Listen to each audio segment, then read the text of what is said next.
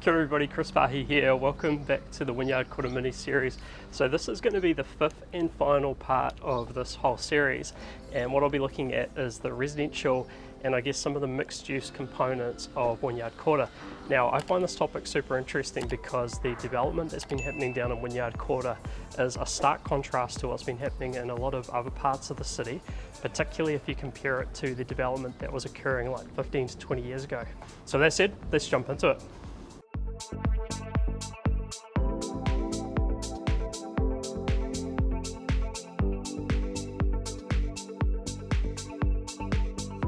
It's fair to say that apartment developments across the Auckland region got off to a pretty bad start. The first big tranches of development occurred in the late 90s and early 2000s. Unfortunately, this coincided with a period of poor design, focusing on super small apartments, the peak period for leaky building syndrome, and along the waterfront a prevalence of leasehold arrangements with ongoing ground rents. This created a perception of apartments as nasty shoeboxes, rather than a well-accepted form of housing as seen in other countries. Focusing in on Wynyard, the first of the modern apartment buildings in the area was the lighter key apartments developed around 2003. The Sofitel Hotel also followed at the same point. There was then a long pause due to a combination of council planning around the future of Wynyard Quarter and a resetting of the apartment market after its poor start in the late 1990s. Development company Willis Bond have been responsible for all of the most recent apartments in Wynyard Quarter after being awarded the development contract by Council's development arm Eke Panuku. Projects so far have included 132 Halsey, Wynyard Central and most recently 30 Madden. In total they've delivered more than 300 apartments plus ground floor retail spaces. These apartments have three distinct differences to prior apartments around the city. The first is that they're designed for the owner-occupier market, so are generally larger and fancier. The second is the tenure system.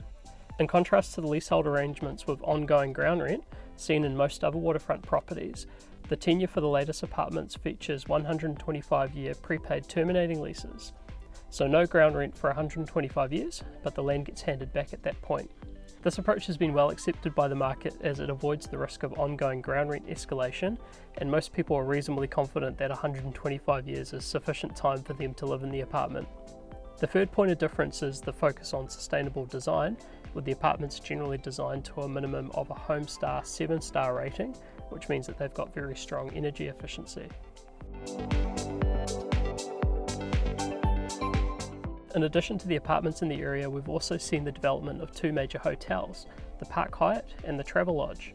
Something interesting about these hotels is that despite being located reasonably close to each other, they've targeted completely different markets. The Park Hyatt, with its absolute waterfront location, is targeted at the luxury end of the spectrum, whereas the Travelodge is targeted a slightly more modest traveller. The Travelodge development's also interesting because the hotel's been wrapped around a large car parking building, and they've also added a supermarket into the area on the ground floor.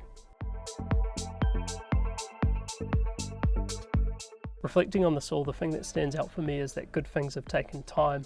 Whilst it took a number of years for apartment developments to occur in Wynyard, that time provided the benefit of learning lessons from the issues encountered at the prior generation of apartment developments around the city.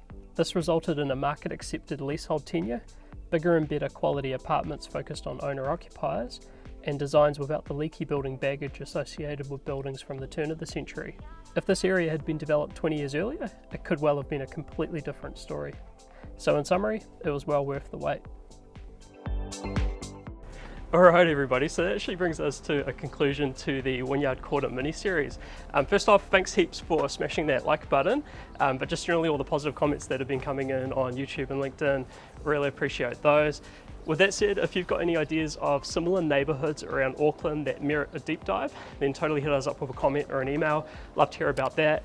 With that said, we'll wrap up there. Make sure to like and subscribe, and we'll see you next time. See you, bye.